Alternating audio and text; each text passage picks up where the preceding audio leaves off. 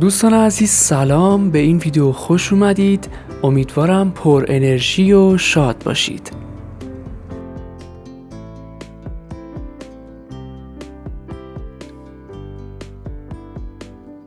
خیابون سی تیر اولین استریت فود ایرانه و از معروفترین جاذبه های گردشگری تهران به حساب میاد. قدم زدن توی خیابون خوشمزه با انواع غذاهای با کیفیت، اونم در مرکز تهران، میتونه بهترین مقصد برای یه گردشگر باشه.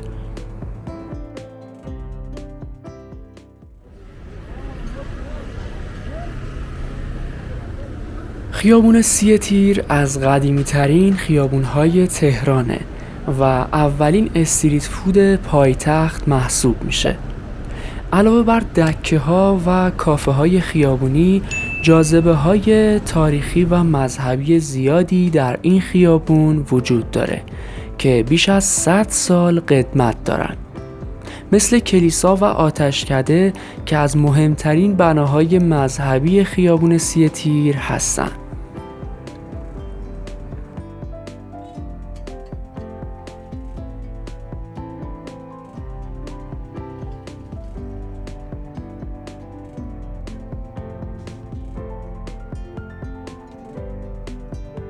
خیابون سی تیر به طور کلی شلوغ و پر رفت و آمده، اما این شلوغی شبها بیشتر میشه چون دکه های غذاهای این خیابون تا پاسی از شب فعالیت دارن و انواع فست فودها رو ارائه میدن.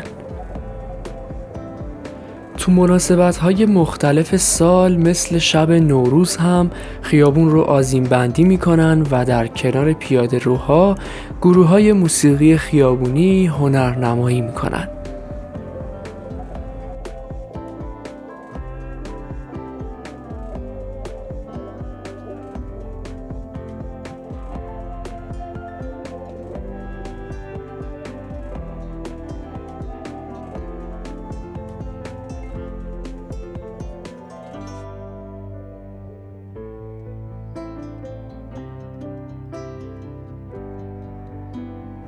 اگه در طول روز عادی هفته قصد رفتن به خیابون سی تیر رو دارید، بهتره که از وسایل نقلیه عمومی استفاده کنید، چون این منطقه جزء محدوده طرح ترافیک تهرانه و از طرفی درگیر شلوغی و ترافیک خیابون‌های اطراف هم نمیشید.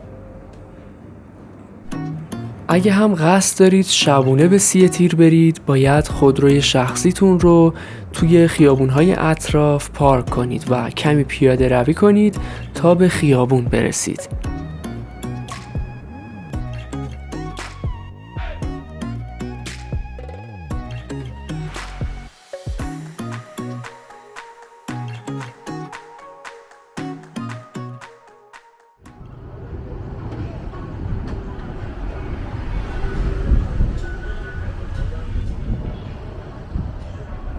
ایستگاه مترو امام خمینی در خط 1 مترو تهران و ایستگاه حسن آباد در خط 2 مترو تهران نزدیکترین ایستگاه‌ها به خیابون سی تیره.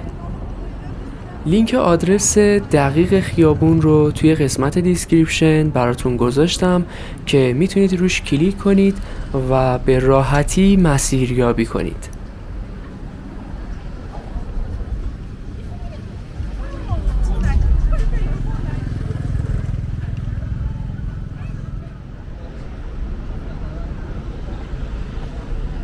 در خیابون سی تیر میتونید انواع غذاهای فست فود و پیتزا رو میل کنید.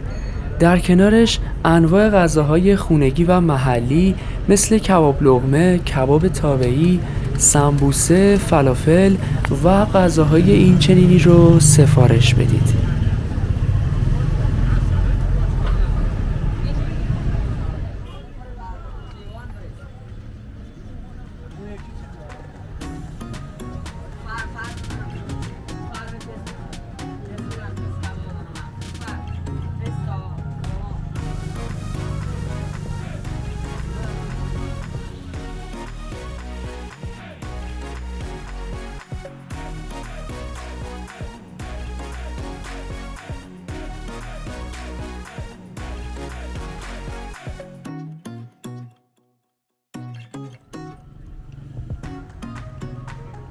برای صرف دسر و نوشیدنی هم میتونید به کافی شاپ های این خیابون برید و انواع کیک، چای، قهوه، بستنی و آب میوه های طبیعی رو سفارش بدید. یادتون باشه بعضی از غذاهای بین المللی مثل ساندویچ های تند و پر ادویه هندی و مکزیکی هم تو این خیابون ارائه میشه که میتونید اونها رو هم تست کنید.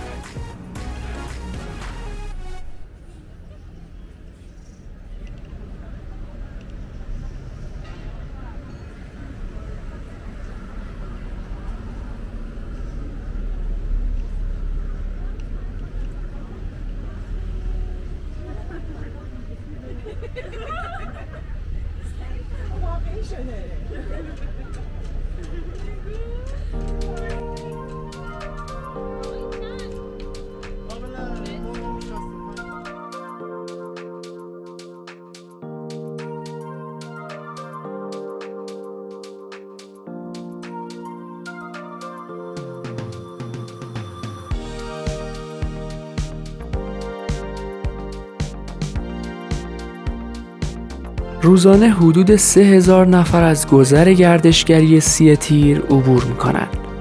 خیابون ۳ تیر از جنوب به خیابان امام خمینی و از شمال به خیابون جمهوری تهران منتهی میشه.